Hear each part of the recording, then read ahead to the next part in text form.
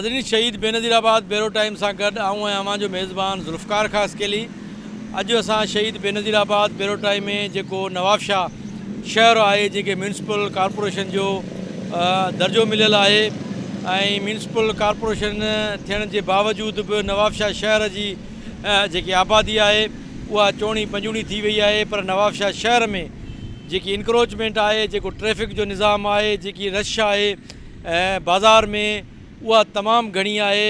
छाकाणि त उते दुकानदारनि दुकाननि जे आॾो हिकिड़ी त पाण जेकी आहे सो इंक्रोचमेंट कई आहे, ॿियो उते जेके वीचारा रेडनि वारा आहिनि उन्हनि खे बीहारे उन्हनि खां जेको आहे सो मंथली वठनि था, जंहिंजे करे गाॾियूं त परे जी ॻाल्हि आहे, पर आम माण्हू बि जेको आहे हलण खां लाचार आहे। ख़ासि तौर ते जेकी सब्ज़ी मार्केट आहे, गोल चक्रे वारो इलाइक़ो आहे, लियाकत मार्केट आहे, मस्जिद रोड आहे, यानी जेको कपिड़ा मार्केट आहे, उन में तमामु घणी रश थिए थी, जंहिंजे करे ख़ासि तौर ते औरतुनि, पीरसनि माण्हुनि ऐं जेके मासूम ॿार आहिनि उनखे सख़्तु तकलीफ़ जो मुंहुं ॾिसणो पवे थो। हिते जेके ट्रैफ़िक ऐं इंक्रोचमेंट खे हटाइण जे लाइ इदारा आहिनि उहे सिर्फ़ु पघारूं खणनि था, न ट्रैफ़िक जो निज़ाम असांखे दुरुस्त नज़र अचे थो, न जेकी एंटी इंक्रोचमेंट सेल ठहियलु आहे उहा जेको आहे पंहिंजो प्रॉपर कमु करे थी, न ज़िले इंतिज़ामिया कमु करे थी। उन हवाले सां अॼु असां कोशिशि कंदासीं त माण्हुनि खां ॻाल्हि ॿोल कयूं त हीअ जेके सरकारी रोडनि रस्तनि ते इंक्रोचमेंट आहे, ट्रैफ़िक जाम आहे, सरकारी ज़मीनुनि ते प्लाटनि ते कब्ज़ा आहिनि, उहो आख़िर केरु छॾाईंदो, या हिन हुकूमत में उहे सभु जेको आहे सो नीलाम थींदा सरकारी इदारा जेके आहिनि से कब्ज़ा गिरनि जे हवाले उन हवाले सां असां कोशिशि कंदासीं त हितां जे पब्लिक सां, सियासी समाजी अॻवाननि सां ॻाल्हि ॿोल कयूं त आख़िर ही नवाबशाह में जेके इंक्रोचमेंट आहे, जेके कब्ज़ा थियनि पिया, उहा कीअं ख़तमु थींदी। हीअ जेकी नवाबशाह में इंक्रोचमेंट आहे, नवाबशाह में आवाम बि तमामु घणी वधी वई आहे, चोण पंजोण आवाम वधी वई आहे। तव्हां मोनी बाज़ार जो रोड ॾिसंदव या लियाकत मार्केट जो रोड ॾिसंदव त दुकाननि जे अॻियां एतिरी त गाॾियूं बीठल आहिनि, एतिरी त ट्रैफ़िक वधी वई आहे जो केरु कमु करण जे लाइ तयारु न आहे। ट्रैफ़िक पुलिस आहे त उहे नज़र कोन था अचनि। नवाबशाह में इंक्रोचमेंट जी पुलिस जेको आहे सो उहा बि नज़र नथी अचे। तव्हां हॉस्पिटल रोड ते वञो या गोल चक्रे में वञो, गोल चक्रे में बि दुकाननि जे अॻियां रेड़ियूं आहिनि, वरी उन रेड़ियुनि जे अॻियां वरी ॿियूं रेड़ियूं आहिनि, उते बि जेको आहे सो केरु कमु करण जे लाइ तयारु न आहे। ऐं सरकारी जेका प्लाट आहिनि जेको आहे सो उन्हनि ते बि कब्ज़ो आहे, उहो बि कब्ज़ो केरु छॾाइण जे लाइ तयारु न आहे। असां इंतिज़ामिया खां इहा गुज़ारिश कंदासीं त इन्हनि शयुनि ते फिलफोर नोटिस वरितो वञे जीअं आवाम खे सहूलियत फराहम कई वञे। अच्छा, पोइ हीअ जेके ट्रैफ़िक वारा आहिनि या जेके दुकानदार आहिनि उहे दुकान जे आॾो हिकिड़ी त पंहिंजूं जेके आहिनि इंक्रोचमेंट कंदा, वरी रेड़ियूं बीहारींदा, उन्हनि खां पैसा वठंदा, इनखे केरु रोकींदो? इहे दुकान वारा एतिरा बाअसर आहिनि छा? जी बिल्कुलु, उहे दुकानदार जेको आहे उन्हनि जो सियासी हिकिड़ो असर रसूख़ आहे ऐं जेको आहे सो मंथलियूं जेको आहे सो वठनि था, उन्हनि खां जेके रेड़ियूं जेको अॻियां बीहारीनि था उन्हनि खां मंथली वठनि था। ट्रैफ़िक पुलिस बि जेको आहे उन्हनि खां मंथली वठी करे उन्हनि खे चवण जे लाइ जेको आहे सो माना अॻिते नथी अचे, को क़दम खणण जे लाइ तयारु न आहे। तव्हां ॾिसंदो हर दुकान जे अॻियां जेको आहे सो रेड़ी या दुकान को न को आहे ई आहे। एतिरी त ट्रैफ़िक थी वई आहे जो केरु कुछण जे लाइ तयारु न आहे। असां डिप्टी कमिश्नर का गुजारिश कंदासीं तो वो फिलफोर इन शइ ते नोटिस वठे। मोटरसाइकिलों को तंग करते हैं, रिक्शा वाले सारे है ना परेशान करते हैं। रिक्शा ये मोटरसाइकिलें धक्का देते तो दुकान वाले रोड पे आ जाती हैं, रास्ता ही नहीं होता, रास्ता ब्लॉक हो जाता है। ये सबसे ज़्यादा यहाँ ख़त्म की जाए, ये है ना, ये ख़त्म करते हैं, फिर दो दिन के बाद वो बेचारे लेके जाते हैं। हाँ नहीं, ये मोटरसाइकिलें हटेंगी और ये दुकानदार खुद थोड़े थोड़े अंदर जाएंगे तो भी हटेगी। बल्दिया वाले तो बेचारे करते हैं, पुलिस वाले भी करते हैं, पर ये क्या करें, शाम को फिर कर देते हैं। तो इनका चाहिए ना, तो प्लाजा बनाने से पहले पार्किंग नक्शे में दी जाए। ये तो बल्दिया का काम है, जो नक्शा निगार है वो उनका काम है। अब ये बना दिया प्लाजे बड़े बड़े नवाबशाह में, हर हाल बेचारे सामान ले जाते हैं, फिर ये परेशान होकर वापस ले आते हैं। अभी तो नहीं आ रहे, 2-3 दिन हो गए, नहीं तो पहले तो शुरू में तो आ ही रहे थे। शान बहुत किया हुआ इन्होंने, नहीं हटाया। खुद बोला मानता ही नहीं, क्या करे बंदा, हम तो खुद परेशान है। मोटरसाइकिल वाले बहुत तंग करते हैं, क्या करे दुकानदारों पे। ये आपकी मेहरबानी हो हैं, वो उनकी सुनते ही नहीं कोई भी, बस ये माल खा रहे हैं उनका, दे के छोड़ देते हैं। महीने में दुकानदार के पास हफ्ते में लगाते चक्कर, नहीं तो नहीं रिश्वत लेके चले जाते हैं। कहना चाहिए भाई ये ख़त्म की जाए यहाँ से। सबसे बड़ी बात ये है कि यहाँ पे जो है ना, किसी चीज़ का आमदोरफ्त आपके सामने है ना, कि ना कोई पुलिस वाला यहाँ पे आता है, ना कोई ट्रैफिक वाला। और अगर इनसे हम कोई बात करते हैं तो बोलते हैं कि भाई जो है ना रोड हुकूमत का है, आपका नहीं है। और उसके अलावा भी जो है ना बोलते हैं कि भाई हम रोड पे खड़े हैं, आपके दुकान के सामने नहीं खड़े। हम मतलब इनको हटा भी नहीं सकते, उनको कुछ बोल भी नहीं सकते, और इनकी भी रोज़ी का मसला होता है। तो सिर्फ हुकूमत से हम ये अपील करना चाहते हैं कि भाई ये जो गंद कचरा है, ये जितना रोड आपके सामने है कि भाई इतना रश है, अब यहाँ पे 1-2 गाड़ियाँ और आएंगी ना, अब वहाँ से भी आएंगे, यहाँ से भी आएंगे, तो सारा रोड ब्लॉक हो जाएगा। आते हैं सिर्फ चलो चलो चलो नारे के लगाते हैं, ठीक है, फिर उसके बाद अगर कोई चला गया तो चला गया, वापस वहाँ से घूम के ऐसे वापस आ जाते हैं, फिर वही हालत होती है, कोई कुछ बोलने वाला नहीं। उसके इतना हमारे पास इल्म नहीं है, लेकिन ये है कि महीने 2 महीने में एक दफ़ा आते और यहाँ की सफाई करके, वो भी कुछ मिनटों का हिसाब होता है, उसके अलावा तो यहाँ पे कोई हिसाब किताब नहीं है।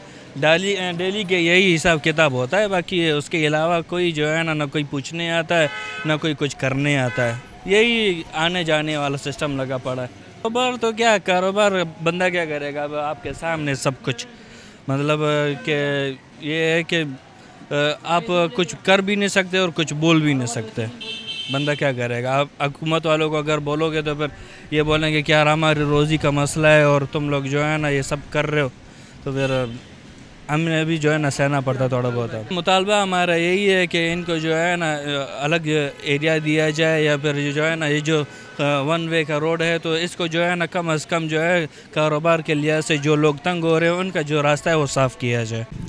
बाबा नवाबशाह में इंक्रोचमेंट एतिरी थी वई आहे त गाॾी छा मोटरसाइकिल बि नथी हले, ऐं टोटल लाक़ानूनीयत आहे। ऐं जेको हींअर साहिब इक़्तिदार आहिनि उहो बि इन जो पीछो नथा कनि, हर जॻह ते प्लाट ठहनि पिया, दुकानूं ठहनि पियूं, इंक्रोचमेंट जो मीना बाज़ार लॻो पियो आहे। ऐं जिथे तव्हां वञो उते तव्हांजो किथे बि तव्हां पैदल नथा हली सघो, तव्हां घुमी फिरी नथा सघो, मायुनि जो सफ़ा जंजाल लॻी पियो आहे, मायूं घरां निकिरनि कोन थियूं, मस्जिद में माण्हू नमाज़ पढ़नि कोन था वञूं, हर पासे पाणी, गटर जा ढकन खुला, गटर बंदि, ऐं टोटल निज़ाम धर्म भरम आहे। जेतिरा बि इंक्रोचमेंट जा ऑफिसर आहिनि न, ही पाण बि पैसा वठी इंक्रोचमेंट कराइनि था, म्यूनसिपलिटी वारा बि कराइनि था, ही जेको टाउन प्लानिंग वारा बि कराइनि था, जेको इंक्रोचमेंट वारा जेको इन्हनि टास्क फोर्स ठाही आहे, इहे बि जेको आहे इहे बि इंक्रोचमेंट कराइनि था, कुझु बि नथा चवनि, हर पासे रुगो फुर मार लॻी पई आहे, बाबा पैसा ॾियो, दिहाड़ी ॾियो, मंथली ॾियो ऐं इंक्रोचमेंट कयो। हाँ, सियासी मुदाख़लत घणी आहे, जेकॾहिं सियासी मुदाख़लत न हुजे त इंक्रोचमेंट न थी सघे थी। ऐं हमेशह इहा असूल हूंदो आहे जे घर जो वॾो जेको आहे, जेकर नेक पाक आहे त औलाद बि नेक पाक हूंदी, ऐं जेकॾहिं इक़्तिदार वारा जेको आहिनि उहो लाक़ानूनियत कंदा त हेठि बि माण्हू लाक़ानूनियत करे ऐं इंक्रोचमेंट बि कंदा, ऐं जेको हर पासे लाक़ानूनियत हूंदी। भाई नवाबशाह में इंक्रोचमेंट पार्किंग की जगह बिल्कुल नहीं है। शहर में आ जाओ, अगर एक गाड़ी खड़ी होती है ना तो पीछे लाइनें लग जाती हैं, ठीक है। हम नवाबशाह की इंतज़ामिया से ये मुतालबा करते हैं कि कम अज़ कम नवाबशाह में पार्किंग की जगह होनी चाहिए। कोई अगर बाहर से आता है तो उसको पार्किंग की जगह मिले, गाड़ी खड़ी करने की सहूलत मिले।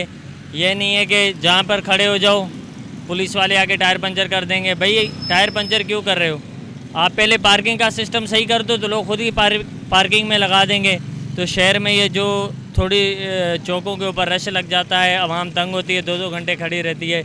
इसके लिए अगर जल्दी कदम उठाएंगे तो इंशाल्लाह ये जो शहर के अंदर रश है कम हो जाएगा। और बड़ी गाड़ियाँ जो होती हैं इनको शहर के अंदर अलाउ नहीं करो। शहर के छोटे रोड के अंदर, इनके अंदर सिर्फ छोटी गाड़ियाँ चलनी चाहिए। बहुत सारी रश है, बड़ी गाड़ियों की वजह से तंगी है और कुछ भी नहीं है। इंक्रोचमेंट काहे की है, बड़ी गाड़ियाँ घुसेड़ देते हैं, खड़े हो जाते हैं, रश हो जाती है। बस गरीब बंदे के लिए इंक्रोचमेंट है, अमीर बंदे के लिए कुछ भी नहीं है। वो नहीं कराते होंगे इसलिए नहीं होता जी। असां ॾिसूं था, असां नवां आहियूं हिते, असां ॾिसूं था वॾी रश आहे हिते। ट्रैफिक जे हिसाब सां वॾी माना ट्रैफिक बि थी वञे, माण्हू परेशान था थियनि। असांखे कोता छॾीनि, इहा साईं ज़िले हुकूमत जी ज़िमेदारी, बल्दिया जी ज़िमेदारी आहे, ट्रैफिक वारनि जी ज़िमेदारी आहे, जेका हू पूरी नथा कनि।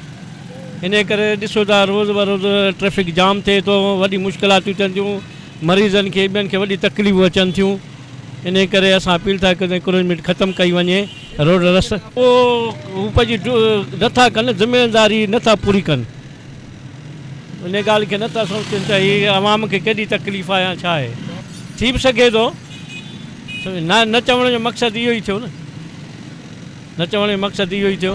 तालबा ज़िले हुकूमत खां कंदासूं, TMO आहे, CMO आहे, इन्हनि जो फ़र्ज़ु आहे, इहो आहे, बिल्कुलु आहे, छो न आहे। हू अचनि शहर में अची कनि, विज़िट कनि त उन्हनि खे ख़बर पए भई सॼो ॾींहुं ऑफिस में वेठा आहिनि, उन्हनि खे कहिड़ी ख़बर न मीडिया छा में कूड़ थी हणे मीडिया बिल्कुलु सच थी चवे मीडिया आवाम जो आवाज़ आहे हू पई आवाम जो आवाज़ु अॻिते आणे थी उहो त उन्हनि खे ऑफिस मां निकिरी करे ॿाहिरि सिटी जो विज़िट करणु खपे तंहिंखां पोइ ज़िले इंतिज़ामिया आहिनि मेयर आहे डिप्टी मेयर आहिनि काउंसलर आहिनि हींअर कॉर्पोरेशन थी वई आहे माशाल्लाह ऐं प्रेसिडेंट जो शहर आहे हिन खे त माशाल्लाह सुठो हुअणु खपे तकलीफ़ आवाम खे न हुअणु खपे उन बावजूद बि आवाम खे तकलीफ़ आहे। नवाबशाह में हर रोड ते एतिरी इंक्रोचमेंट हिकिड़ा ठेला ॿियो रक्षाऊं ॿियो जेको असां वटि नवाबशाह में वॾे में वॾी जेको कार पार्किंग जो मसइलो आहे उहो तमामु घणो आहे उन करे तक़रीबन 90% माण्हू रस्ते में मरी था वञनि।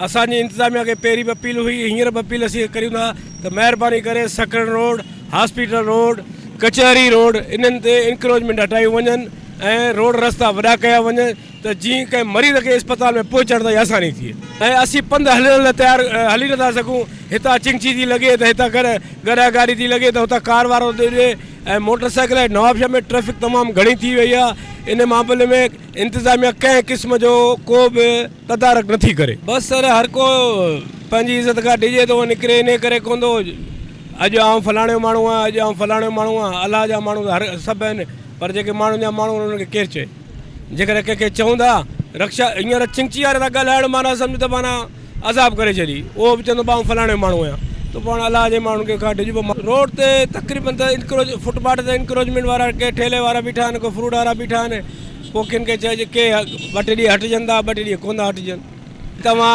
हितां खां सर्वे करियो सकड़ रोड काज़ी अहमद मोड़ कचहरी रोड हॉस्पिटल रोड जिते पेशेंट खे पहुचण ताईं उते ई दम ॾियणो थो पए इहो मुंहिंजो पंहिंजो पर्सनल तजुर्बो ऐं तव्हां हींअर बि हलो मूंसां गॾु तव्हांखे आउं ॾेखारिया त कचहरी रोड ते कहिड़ी हालत लॻी पई आहे हींअर। इंक्रोचमेंट इतना है कि जिसकी कोई हद नहीं है अगर जो 3 फुट का वो है थल्ला है लोगों ने उसके बाद भी मोटरसाइकिल खड़ी करी हुई है और उसके आगे जो है रेडी खड़ी करी हुई है तो अब जो आम पब्लिक है जो मोटरसाइकिल वाला जो कार वाला उसको तो बिल्कुल स्पेस ही नहीं मिल रहा है। अगर ये पुलिस लाइन की दुकानों में देखोगे पुलिस लाइन की दुकानों के इर्द गिर्द सारी जगह पे क्या है लेफ़्ट साइड पे भी राइट साइड पे भी दोनों जगह पे जो है मैकेनिक वालों ने जो ना घेरी हुई है। दुकान में सर्विस रोड दिया हुआ था इन्होंने सर्विस रोड भी घेर लिया फिर फुटपाथ दी थी फुटपाथ भी घेर ली अब वो रोड पे बैठ के काम करे कम से कम 9 फीट जगह घेरने के बाद वो 3 फुट रोड की जगह घेर के काम कर रहा है। अब यहाँ पे कोई हादसा हो सकता है कोई मामला हो सकता है तो अब वो जो हादसा होगा तो वो किसके खाते में जाएगा। इंतज़ामिया नाम की कोई चीज़ नज़र नहीं आती है शहर के अंदर।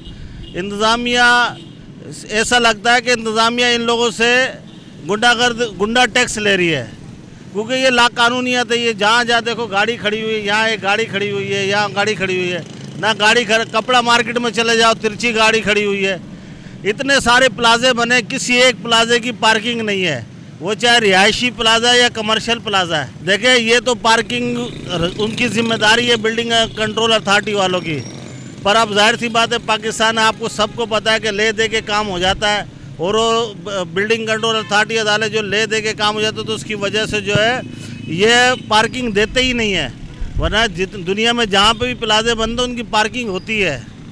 अब ये पार्किंग ना होने की वजह से सारा सत्यानाश लगा पड़ा है। अब ये इतना बड़ा प्लाजा है सामने आप दिखा सकते हैं तो इसकी भी कोई पार्किंग नहीं है।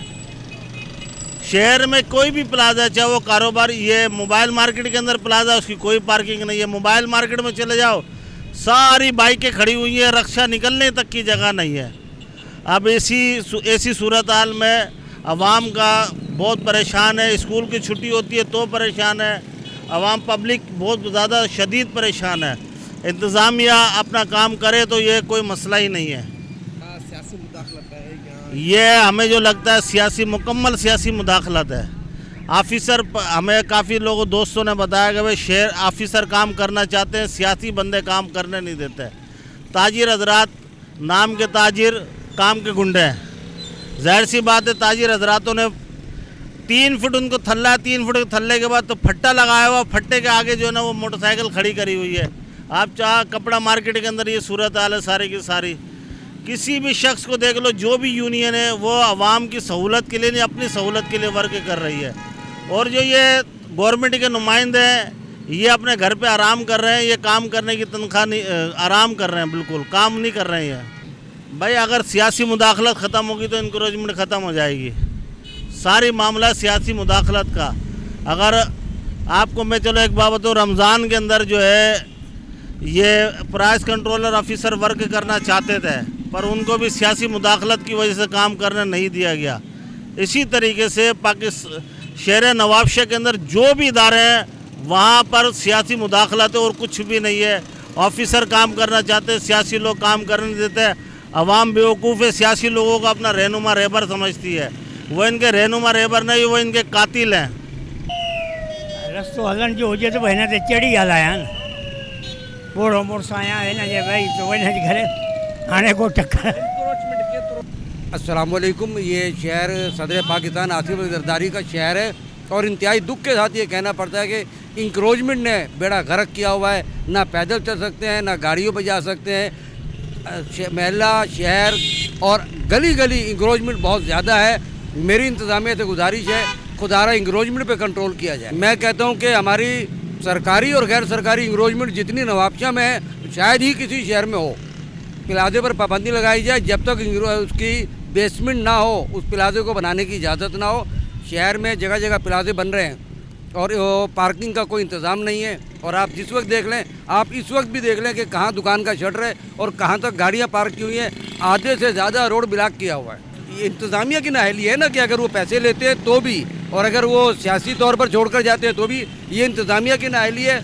इंतज़ामिया को चाहिए कि कानून पर अमल दरामद करते हुए इंक्रोचमेंट को ख़त्म किया जाए।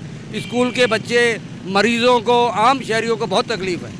कानून जब अपनी अमल दरामद करेगा और इंक्रोचमेंट ख़त्म करने आएगा तो मैं नहीं समझता 5 मिनट का काम है इंक्रोचमेंट को ख़त्म करना, लेकिन इंतज़ामिया ही कोई दिलचस्पी का इजहार नहीं करती है। ज़िंदगी में कोन ॾिठो ऐं माण्हू रक्शे वारा हे हू को बीमार वञे न रस्ते में तो दम तोड़ी वेंदो। एतिरी रश, एतिरी बेरहमती आहे, ट्रैफिक जो निज़ाम न आहे, कुझु न आहे, लापरवाही घणी आहे ऐं चोरियूं घणियूं थियूं आहिनि। इहा बि ॾिसो न तव्हां पहिरियों मिंट जो इंतज़ाम में अचनि, सची ॻाल्हि थिए। हे हिकिड़े ॾींहं जो बि कमु न आहे, जेको वॾो शहर न आहे। 10 मिंटनि में कंहिं इंक्रोचमेंट ख़त्म थी सघे थी। बाबा मंथलियूं हलनि थियूं, ट्रैफिक वारा खाइनि पिया, इहे सभु कुझु थिए पियो, कुझु थींदो कोन। तव्हां निकिरो न रास्ते में पोइ ख़बर पए न, निकिरो न मार्केट रोड ते ख़बर पए न। साइकिल तक पंधु माण्हू कोन निकिरे सघंदो, केरु थो चए न आहे। अचो ॾींहं जो गर्मी जे टाइम में अचो, शाम जो टाइम लाकत मार्केट में हलियो ॾिसो, ख़बर थो पए न तव्हांखे। तव्हां वेठा गाॾी में थप पाणी निकिरी था वञो, कहिड़ो ॾोह कयो ग़रीबनि। मिंट तो गवर्नमेंट सचाई थी अचे न, 10 मिंटनि में थी वियो। हिन जो कमु आहे हिकिड़ो जेको ख़त्म करे ऐं जेको सेक्शन वारनि, चिंचिन वारनि खे कंट्रोल न कयो तो कुझु कोन थींदो। क्या कहेंगे, ये शहर में इतनी इंक्रोचमेंट है, कब्जा हो रहे हैं, इंतज़ामिया गायब है, इंक्रोचमेंट सेल बनी हुई है, इतनी तनख्वाहें उठाते हैं, करोड़ों रुपए, लाखों रुपए, ये क्या कहेंगे आप? जनाब, बात दरअसल ये है कि इंक्रोचमेंट किसी भी दुकानदार के अंदर ताकत नहीं है कि वो अपने ताकत पे इंक्रोचमेंट करे। सियासी दौर है और बल्दिया का इलेक्शन अभी हो भी चुका है, बल्दियाती नुमाइंदे भी आ चुके हैं और ये बल्दियाती नुमाइंदों की पुश्त पनाही पर ही इंक्रोचमेंट होती है। किसी भी तरीके से जब भी कोई अफसर काम करने लगता है तो किसी ना किसी जगह से फ़ोन आ जाता है, फिर वो अपनी मजबूरी ज़ाहिर करते हैं कि यार असांजा वोटर हैं, हमारे ये बंदे, हमारा ये मसला, हमारा वो मसला है। मतलब कि वो इस चक्कर में आने के बाद पूरे शहर का बेड़ा गर्क कर दिया जाता है। तो इंक्रोचमेंट इस शहर का ही नहीं, पूरे सिंध का मसला है और इंक्रोचमेंट ही तमाम मसाइल की माँ है जो ये मसाइल पैदा कर रही है। इसकी ट्रैफिक जाम की वजह से हमारे कई लोग बर वक्त अस्पताल नहीं पहुंच पाते हैं।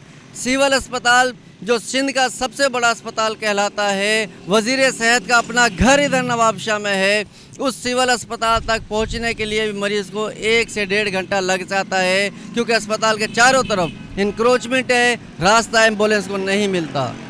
हिन वक्त असां वटि मुख़्तलिफ़ जेके माण्हू आहिनि, सिविल सोसाइटी जा, सोशल वर्कर, आम माण्हू आहिनि। सही जेको नवाबशाह शहर आबादी तमामु घणी वधी वई आहे पर उनजे बावजूदि बि न पार्किंग आहे, तव्हां शहर में वेंदो त दुकान जा हद तकलीफ़ कनि था, वरी उन जे रेड़ियूं पइनि थियूं, उनखां किरायो वठनि था, आम माण्हू वञी नथो सघे। इंतिज़ामिया तव्हांखे नज़र अचे थी? शुरू खां वठी इंते अफ़सोस सां चवणो पए थो किथे बि कंहिं बि हवाले सां का बि इंतिज़ामिया मौजूदु न आहे। इंक्रोचमेंट जे हवाले सां अचो त असां वटि हालत इहा आहे त म्यूनसिपैलिटी कंहिं क़िस्म जो एक्शन नथी खणे, पर जेका एंटी इंक्रोचमेंट असां वटि क़ाइमु कयल आहे DC ऑफिस वटि, साईं कंहिं कॾहिं ॿाहिरि निकिरी को हिकिड़ो फटो जेको आहे उनखे किथे परते करण लाइ तयारु कोन्हे। ट्रैफिक जी हालत इहा आहे त नियाणियूं जॾहिं कॉलेज खां निकिरनि थियूं त उनखे कंहिं क़िस्म जो को बि रस्तो नथो मिले, पंहिंजे ट्रैफिक में फसी थियूं। जेकॾहिं तव्हां सिविल हॉस्पिटल पुठियां स्कूल में वञो त स्कूलनि जूं नियाणियूं एतिरो परेशान न थियूं गर्मी में जंहिंजी का हद कान्हे। SP सां ॻाल्हाइजे थो बाबा ट्रैफिक जो को निज़ाम सुधार, चए थो मुंहिंजे हथ में कोन्हे। भई तुंहिंजे हथ में कोन्हे, डिवीज़न जे हुअण जे बावजूदि नवाबशाह में यानी हैदराबाद जो SP जेको आहे ट्रैफिक जो या DIG हैदराबाद नवाबशाह ट्रैफिक खे कंट्रोल कंदो, बाक़ी नवाबशाह SP खे बि को इख्तियार कोन्हे ट्रैफिक खे जेको आहे केॾांहुं घटि वधि करे सघे या उनजो मूवमेंट को सही तरीक़े सां करे सघे। इन हद ताईं हालत इहा आहे त जेकॾहिं पाण निकिरनि था त ठीकु आहे, भई हू त स्काट सां निकिरनि था, उन लाइ बाक़ाइदा सिपाही परते करे उन्हनि जे लाइ जायूं कनि था जो शॉपिंग करण जे लाइ अंदरि वञण जे लाइ तयारु कोन्हे। एतिरी मोटर साइकिलूं एतिरियूं इंक्रोचमेंट जे हवाले सां यानी ॿाहिरि रेड़ा लॻा पिया आहिनि, कारूं ऐं मोटरूं बीठियूं आहिनि, का लेडीज़ इज़त सां कंहिं जाइ ते वञी का परचेजिंग या शॉपिंग। एंटी इंक्रोचमेंट सेल छा थो करे? उहो सिर्फ़ु इहो आहे त पंहिंजे तौर ते पघार खणी रहियो, ॿियो कंहिं क़िस्म जो का बि मौजूदा वक़्त ताईं अञा ताईं यानी टिल टुडे ताईं कंहिं क़िस्म जी का बि एफर्ट्स कोन्हनि के। असां इंतिहाई अफ़सोस सां वरी DC साहिब खे चवंदासीं हिकु दफ़ो तव्हां ज़ाती तौर ते एफर्ट्स वठो। मेयर साहिब में ॾिठो आहे त को अफ़ाल कोन्हे, सवाइ हिन जे पंहिंजे घर वटि त बिल्कुलु सफ़ाई सुथराई करे पार्क लॻाए वेठो आहे, ॿियनि पार्कनि में कोन्हे को किथे माण्हू वञी को। अच्छा बिल्डिंगूं जेके ठहनि थियूं उन्हनि में जेको अंडरग्राउंड पहिरीं जेको आहे ठहिराइणु घुरिजे, का कान्हे का बाक़ाइदा पास कराइण नक्शा कराए अचनि था हैदराबाद खां म्यूनसिपैलिटी नवाबशाह मेयर कॉर्पोरेशन कंहिं क़िस्म जो को उन्हनि ते एक्शन नथो खणे। कम से कम भाई पता उन्हनि ॾिसो सही त उन में हेठि जेको आहे बेसमेंट में को कारुनि जो रखियो अथनि, रखण जो न रखियो अथनि। कराची लाहौर इस्लामाबाद जिथे वञो सभ खां पहिरीं इहा ई आहे त भई बेसमेंट में तव्हां का जेको आहे सो ट्रैफिक लाइ पंहिंजो सवारियुनि जे लाइ तव्हां रखियो आहे त कारूं को मोटरूं किथे बीहंदियूं। असां इंतिहाई अफ़सोस सां वरी मुतालबो कंदा जेकॾहिं न कयो वियो त असां एहतजाज कंदासीं, ॿियो को सिलसिलो कोन्हे। खणंदा रहंदा आहियो ऐं हीउ हिकिड़ो नवाबशाह जो मोस्ट सेंसिटिव इशू आहे जंहिं ते मुख़्तलिफ़ वक़्तनि ते ब्यूरोक्रेसी सां सोशल ऑर्गेनाइज़ेशन सां डिबेट बि थींदी रही आहे, इन ते ॻाल्हियूं बि थींदियूं रहियूं आहिनि। SSP साहिबु हुजे, डिप्टी कमिश्नर साहिबु हुजे, पर बदकिस्मती सां ट्रेजिडी इहा आहे त जेके खाता कंसल्ट हूंदा आहिनि उहे ई दरअसल इहे इन्हनि बीमारियुनि जी जड़ हूंदा आहिनि। जीअं एंटी इंक्रोचमेंट सेल जी तव्हां ॻाल्हि कई त म्यूनसिपल कॉर्पोरेशन जी बाक़ाइदा हिकिड़ी डिपार्टमेंट आहे जंहिंजो कमु आहे त जेके शहर में फुटपाथ आहिनि, जेके आम गुज़रगाहूं आहिनि, उतां हद दख़लियूं हटाइणु।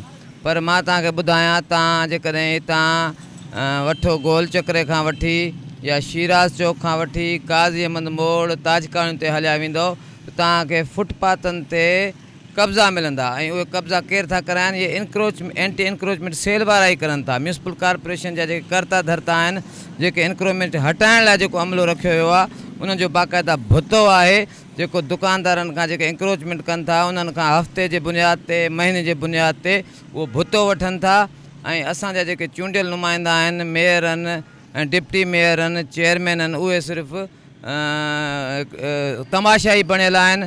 आवाम वीचारो ख़ासि तौर ते स्कूल वेंदड़ नियाणियूं आहिनि, ॿार आहिनि, उन्हनि खे गुज़रण जो रस्तो कोन्हे। अस्पताल रोड हॉस्पिटल आहे, एमरजेंसी में जेके उते ॾिसो तव्हांखे सॼी जेका फुटपाथ आहे हॉस्पिटल जी ॿिन्ही साइडनि खां, उहा बि तव्हांखे भरियल नज़र ईंदी। उहा उनजो सबबु इहो आहे जीअं मूं अर्ज़ु कयो त असांजा जेके कंसर्न डिपार्टमेंट्स आहिनि, हाणे जीअं डिस्ट्रिक्ट मैनेजमेंट जो बुनियादी फ़र्ज़ु आहे त हिकिड़ी मुहिम हलाई वञे त जेके बि फुटपाथ आहिनि शहर जा उन्हनि खे फिलफोर तौर ते ख़ाली करायो वञे। जेकॾहिं ख़ाली न कराईंदा त सिविल सोसाइटी हितां जा सान्यावंद एहतजाज करण ते मजबूर थी वेंदा। असां हितां जे चूंडियल नुमाइंदनि खां, पीपुल्स पार्टी जी क़यादत खां इहो मुतालबो कंदासीं त तव्हां त शहर खे पेरिस बनाइण जी दावा कई, पेरिस त परे जी ॻाल्हि रही वई, पर हाणे शहर हिकिड़ो मोहन जो दड़ो ऐं खंडर जो ॾेख ॾेई रहियो आहे। तंहिंजे करे ख़ुदारा हिन शहर ते, हितां जे शहरनि ते रहम कयो ऐं इहा इंक्रोचमेंट ख़तमु करायो, फुटपाथनि तां कब्ज़ो ख़तमु करायो त जीअं ग़रीब माण्हू पंधु था हली सघनि। जी नाज़रीन, ही तव्हां नवाबशाह जे शहरनि, सियासी समाजी अॻुवाणनि, कारकुननि जूं ॻाल्हियूं ॿुधियूं। हुनजो चवणु आहे त नवाबशाह शहर में लाक़ानूनियत उरूज ते आहे, कंहिं बि क़िस्म जो को निज़ाम न आहे। ट्रैफिक निज़ाम जेको आहे उहो डवाडोल आहे। दुकानदार हुजनि या बाअसर माण्हू हुजनि, उहे सरेआम रोडनि, रस्तनि ते, सरकारी प्लाटनि, ज़मीननि ते सरेआम जेको आहे सो उहे कब्ज़ा करे रहिया आहिनि। जॾहिं त डिप्टी कमिश्नर जेको कस्टोडियन आहे हिन सॼे सरकारी प्लाटनि जो रोडनि रस्तनि जो या जेको ट्रैफ़िक निज़ाम आहे पुलिस आहे या एंटी इंक्रोचमेंट पुलिस आहे उहा कंहिं बि क़िस्म जो को बि तहरुक नथे वठी आई। नवाबशाह शहर जा जेके तव्हां ॾिसंदो त ख़ासि तौर ते हॉस्पिटल रोड जॾहिं त कोई एमरजेंसी में माण्हू हूंदो आहे त उहो बि जाम हूंदो आहे। उते जेके आहिनि से रेड़ियूं ग़लति पार्किंग थींदी आहे। अहिड़ी रीति नवाबशाह शहर जेको विच आहे गोल चक्रो मस्जिद रोड कपिड़ा मार्केट लियाकत मार्केट यानी जेके नवाबशाह शहर जा जेके अवामी प्लेसिस आहिनि उते तमामु घणी अवाम खे आज़ार आहे पर को बि इदारो कमु करण लाइ तयारु न आहे ऐं माण्हू वीचारा उन ट्रैफ़िक में कलाकनि जा कलाक जेके आहिनि से फासनि था। माण्हुनि इहो ई मुतालबो कयो आहे त इन ट्रैफ़िक निज़ाम खे सही कयो वञे। जेकी इंक्रोचमेंट थियल आहे रोडनि रस्तनि ते सरकारी प्लाटनि ते उहा फिलफोर ख़तमु कई वञे। अॻे प्रोग्राम लाइ पंहिंजे मेज़बान ज़ुल्फ़कार ख़ासि खे इजाज़त अलाए निगहबान।